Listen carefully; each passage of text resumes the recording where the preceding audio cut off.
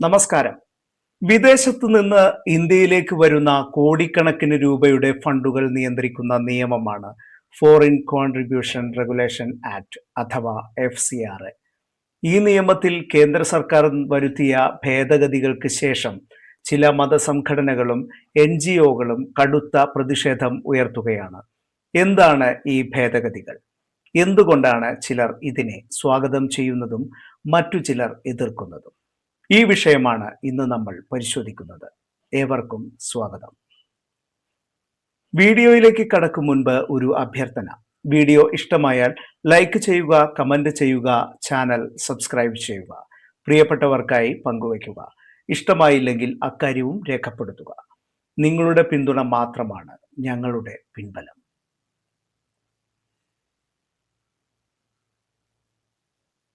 എന്താണ് FCRA? നമ്മുടെ രാജ്യത്ത് FCRA ആദ്യമായി നിലവിൽ വന്നത് 1976-ലാണ്. വിദേശ രാജ്യങ്ങളിൽ നിന്നോ വിദേശ സ്ഥാപനങ്ങളിൽ നിന്നോ ഇന്ത്യയിലെ സംഘടനകൾക്ക് ലഭിക്കുന്ന സാമ്പത്തിക സഹായങ്ങൾ രാജ്യത്തിന്റെ ആഭ്യന്തര കാര്യങ്ങളെ സ്വാധീനിക്കാതിരിക്കാൻ വേണ്ടിയാണ് ഈ നിയമം നടപ്പാക്കിയത്. പിന്നീട് 2010-ൽ പുതിയ FCRA നിയമം നിലവിൽ വന്നു. മതസംഘടനകൾ, വിദ്യാഭ്യാസ സ്ഥാപനങ്ങൾ, ചാരിറ്റി സംഘടനകൾ, മനുഷ്യാവകാശ സംഘടനകൾ തുടങ്ങി നിരവധി സ്ഥാപനങ്ങൾ വിദേശ ഫണ്ട് സ്വീകരിച്ചിരുന്നു.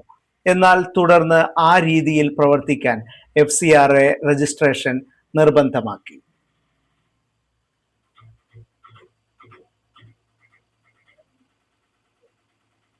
പ്രധാന ഭേദഗതികൾ എന്തെല്ലാമാണെന്ന് നോക്കാം. 2020-ലാണ് കേന്ദ്ര സർക്കാർ ചില നിർണായക ഭേദഗതികൾ ഈ നിയമത്തിൽ കൊണ്ടുവന്നത്. ഒന്നാമത്തേത്, ഒരു സംഘടനയ്ക്ക് ലഭിക്കുന്ന വിദേശ ഫണ്ട് മറ്റൊരു NGOയ്ക്ക് കൈമാറാൻ ഇനി സാധിക്കില്ല എന്നതായിരുന്നു. രണ്ടാമത്തേത്, ഭരണ ചെലവിനായി വിദേശ ഫണ്ടിൽ നിന്നും ഉപയോഗിക്കുന്ന വിഹിതം 50% നിന്നും 20% കുറച്ചു. മൂന്നാമത്തേത്, FCRA അക്കൗണ്ട് നിർബന്ധമായും ന്യൂഡൽഹിയിലെ ഒരു നിശ്ചിത ബാങ്ക് ശാഖയിൽ തുറക്കണമെന്നതായിരുന്നു. നാലാമത്തേത്, സ്ഥാപനത്തിലെ പ്രധാന ഭാരവാഹികൾക്ക് ആധാർ പോലുള്ള തിരിച്ചറിയൽ രേഖകൾ നിർബന്ധമാക്കിയതാണ്. സർക്കാർ പറയുന്നത് ഈ മാറ്റങ്ങൾ ഫണ്ടിന്റെ സുതാര്യതയും നിരീക്ഷണവും ശക്തമാക്കാൻ വേണ്ടിയാണ് എന്നതാണ്. എന്നാൽ എന്തുകൊണ്ടാണ് ഇക്കാര്യത്തിൽ പ്രതിഷേധമെന്ന് ഇനി നോക്കാം. ചില മതസംഘടനകളും NGOകളും പറയുന്നത് ഈ നിയന്ത്രണങ്ങൾ കാരണം ചെറിയ സംഘടനകൾക്ക് പ്രവർത്തിക്കാൻ ബുദ്ധിമുട്ടാകുന്നു എന്നതാണ്. മേൽപ്പറഞ്ഞ ഏത് നിർദ്ദേശമാണ് പ്രതിഷേധക്കാർക്ക് പ്രശ്നമെന്നാണ് ഇവിടെ വ്യക്തമാകാനുള്ളത്. വിദേശ ഫണ്ട് ഉപയോഗിച്ച് നടത്തുന്ന വിദ്യാഭ്യാസം, ആരോഗ്യം, ദുരിതാശ്വാസം തുടങ്ങിയ പ്രവർത്തനങ്ങളെ നിബന്ധനകൾ ബാധിക്കാമെന്നും അവർ ആശങ്കപ്പെടുകയാണ്. എന്നാൽ എങ്ങനെ എന്നൊരു ചോദ്യത്തിന് മാത്രം ഇതുവരെയും ഉത്തരം പറയാൻ ഇവർക്കായിട്ടില്ല. മറ്റ് ഫണ്ടുകൾ നൽകുന്നത്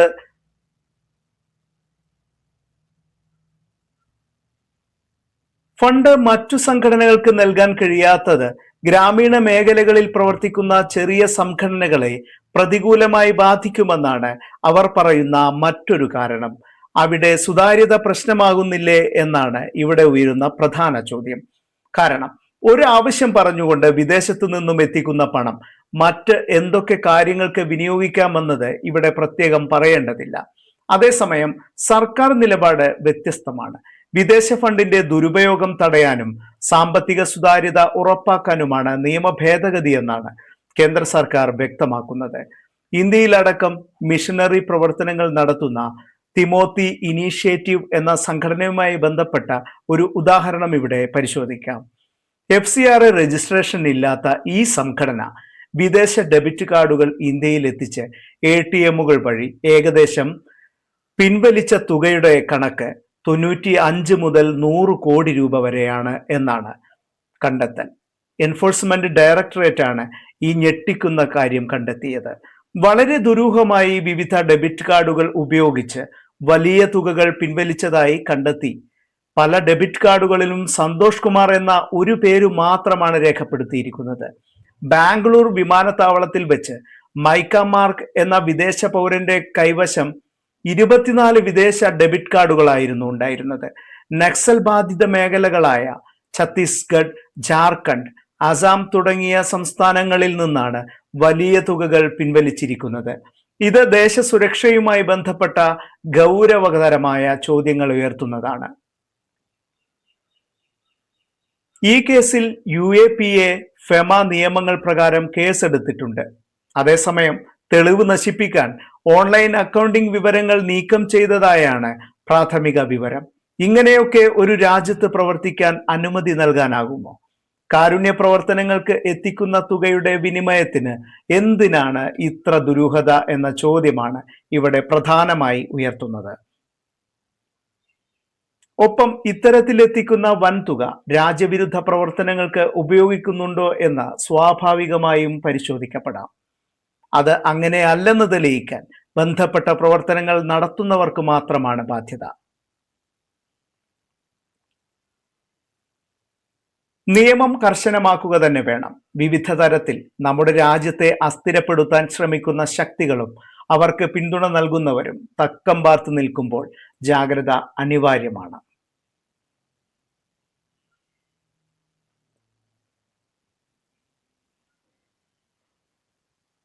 ഇനി ഇക്കാര്യത്തിൽ കോടതിയുടെ സമീപനം നോക്കാം. ഈ ഭേദഗതികളെ ചോദ്യം ചെയ്തുകൊണ്ട് സുപ്രീം കോടതിയെ ചിലർ സമീപിക്കുകയുണ്ടായി. 2022 സുപ്രീം കോടതി ഈ ഭേദഗതികളുടെ ഭരണഘടനാ സാധുത ശരിവെക്കുകയാണ് ചെയ്തത്. വിദേശ ഫണ്ട് സ്വീകരിക്കുന്നത് ഒരു മൗലിക അവകാശമല്ലെന്നും ദേശീയ താൽപര്യത്തിനായി സർക്കാർ ന്യായമായ നിയന്ത്രണങ്ങൾ ഏർപ്പെടുത്തുമെന്നും നമ്മുടെ പരമോന്നത കോടതി അഭിപ്രായപ്പെട്ടു.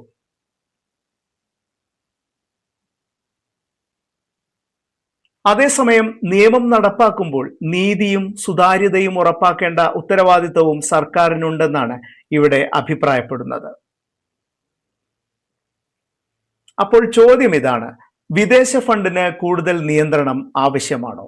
അല്ലെങ്കിൽ ഈ നിയന്ത്രണങ്ങൾ സാമൂഹ്യ സേവന പ്രവർത്തനങ്ങളെ അനാവശ്യമായി ബാധിക്കുന്നുണ്ടോ? ഇത് ഇപ്പോഴും പൊതുചർച്ചയ്ക്ക് വിധേയമായ വിഷയമാണ്. അതുകൊണ്ട് നിങ്ങളുടെ അഭിപ്രായങ്ങൾ എന്താണെന്ന് കമന്റിൽ അറിയിക്കുക. നന്ദി, നമസ്കാരം.